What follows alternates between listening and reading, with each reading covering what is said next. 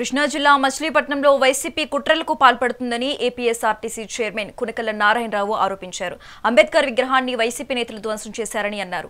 ఈ సందర్భంగా కూటమి నేతల ఆధ్వర్యంలో కృష్ణా జిల్లా తెలుగుదేశం పార్టీ కార్యాలయం నుంచి అంబేద్కర్ విగ్రహం వరకు ర్యాలీ నిర్వహించారు. ఈ దాడికి పాల్పడిన వారిని శిక్షించాలని డిమాండ్ చేశారు. జగన్ డైరెక్షన్లోనే వైసీపీ కుట్రలకు పాల్పడుతుందని నారాయణరావు విమర్శించారు. ఘోర పరాజయం పాలై ప్రతిపక్ష హోదా కూడా కోలుకున్నటువంటి వైఎస్ఆర్ ప్రభుత్వం గత ప్రభుత్వం చేసిన అరాచకాలు ఎవరు కూడా ప్రజలు మర్చిపోలేదు.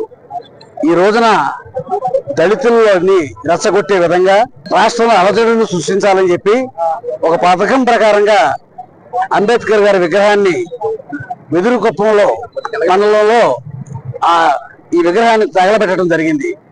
తగలబెట్టిన విషయాన్ని పోలీసులు ఛేదించారు. ఆ ఊరు సర్పంచ్ వైసీపీ సర్పంచ్ గోవిందయ్య ప్రోద్బలంతో వీళ్ళంతా కూడా పథకం ప్రకారంగా ఆ విగ్రహాన్ని తగలబెట్టడం జరిగింది.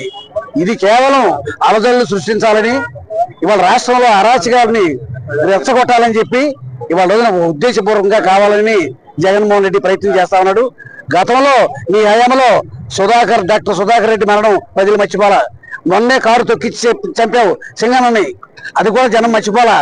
ఇవాళ 192 మంది నీ హయాంలో చనిపోయారని చెప్పి కేంద్రం రాజ్యసభలో ప్రకటించింది.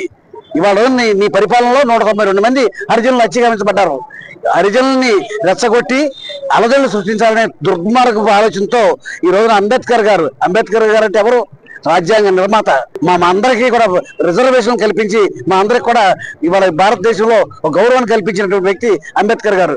అటువంటి మహనీయుడి యొక్క విగ్రహాన్ని తగలబెట్టినందుకు గాను ప్రజల్ని గుర్తు చెప్తారు.